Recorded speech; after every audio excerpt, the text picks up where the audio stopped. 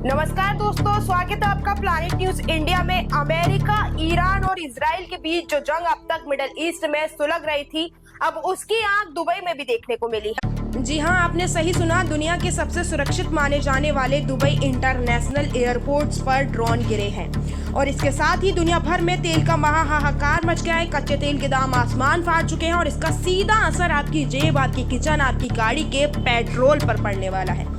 आज की ये रिपोर्ट हर हिंदुस्तानी को देखनी चाहिए क्योंकि ये युद्ध अब हमारे और आपके दरवाजे तक आ पहुंचा है।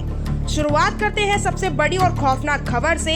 ईरान इजराइल वॉर के बीच दुबई मीडिया ऑफिस ने एक बार फिर कंफर्म की है, जिसने पूरी दुनिया के कान खड़े करते हैं। DXB यानी दुबई इंटरनेशनल एयरपोर्ट के पास 2 संदिग्ध ड्रोन क्रैश हुए हैं। राहत की बात ये रही कि सुरक्षा बलों ने इन ड्रोन्स को हवा में ही नष्ट कर दिया है, लेकिन इनका मलबा गिरने से भारी हड़कंप बच गया है। इस मलबे की चपेट में आकर 4 लोग घायल हुए हैं, जिनमें से 2 घाना के नागरिक, 1 बांग्लादेशी और 1 भारतीय नागरिक शामिल है। सबको मामूली चोटें आई हैं। सबसे बड़ा सवाल है कि ये ड्रोन आया कहां से।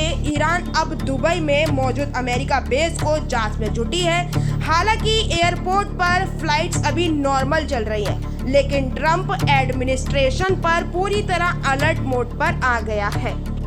दुबई में गिरे इन ड्रोन्स ने न सिर्फ जमीन को बल्कि ग्लोबल इकोनॉमी को हिलाकर रख दिया है। सोशल मीडिया पे मिडिल ईस्ट वार ट्रेंड कर रहा है। ग्लोबल ऑयल रिजर्व खत्म होने की कगार पर है।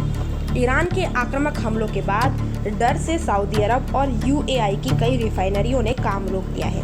नतीजा है, कच्चे तेल के दाम इतिहास में पहली बार $150 प्रति बैरल को पार कर गए हैं। कल ओपेक देशों की एक इमरजेंसी मीटिंग बुलाई गई, लेकिन हालात अभी भी बेकाबू हैं।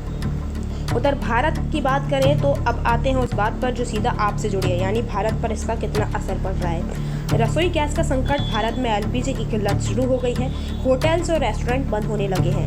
अगर आप गैस बुक करते हैं तो 25 दिन का वेटिंग पीरियड चल रहा है।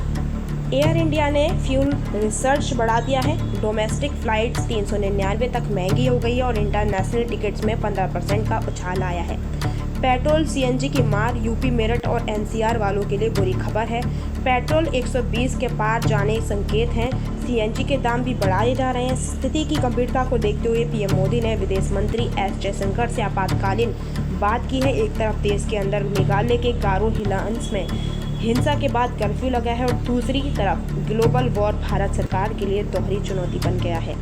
मिडिल ईस्ट की ये जंग न जाने कितने देशों को अपने लपेटे में लेगी। इस बार भारत सरकार ने रिफाइनरी प्रोडक्शन को बढ़ाने के निर्देश दिए हैं, लेकिन क्या ये काफी होगा?